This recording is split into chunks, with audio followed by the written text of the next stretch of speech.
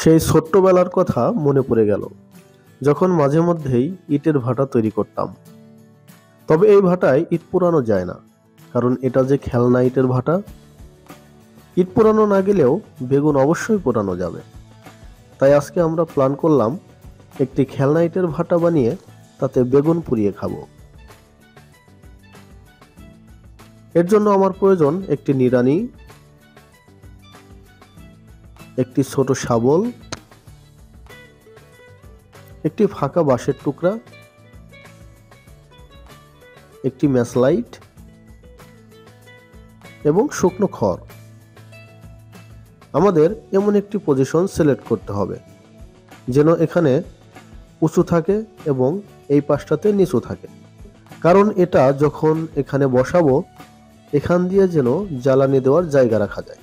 প্রথমে নিড়ানি দিয়ে উপরের জায়গা ভালোভাবে সমান করে নেব।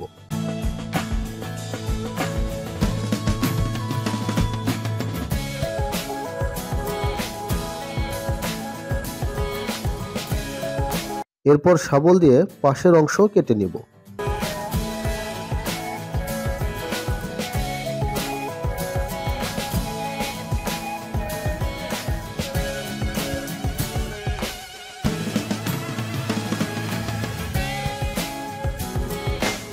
বাঁশের মাপ নিয়ে শাবল দিয়ে উপরের অংশে গোলাকার করে গর্ত করব।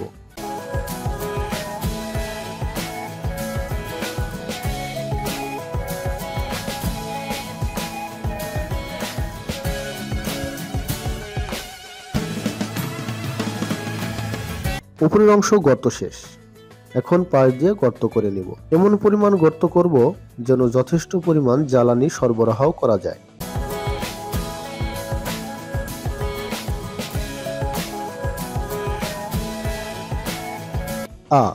এ তো পড়ে গেল, তবে কোনো ব্যাপার না। সামান্য কিছু মাটি নিয়ে তাতে পানি মিশিয়ে কাদা বানিয়ে নিব।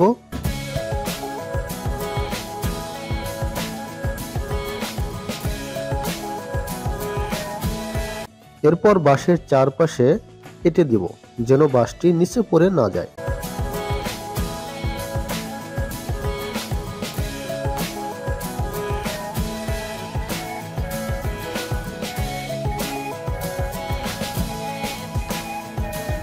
আমার ভাটা বানানো কমপ্লিট।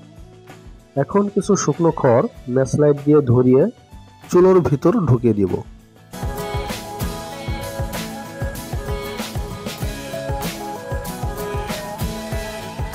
ধোঁয়া তৈরির জন্য কিছু কাঁচা পাতাও দিয়ে দিব। ওয়াও, কি সুন্দর ধোঁয়া!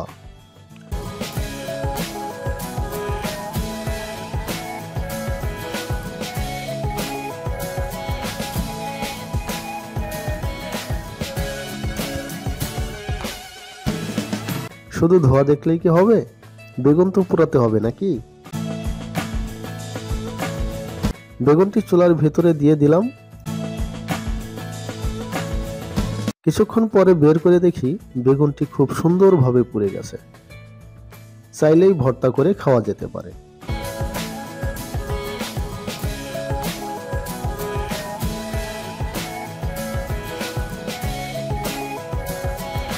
এরকম আরো আকর্ষণীয় ভিডিও পেতে আমাকে সাপোর্ট করুন এবং কমেন্ট বক্সে আপনার মূল্যবান মতামত প্রকাশ করুন যে পরবর্তীতে কি ভিডিও দেখতে চান।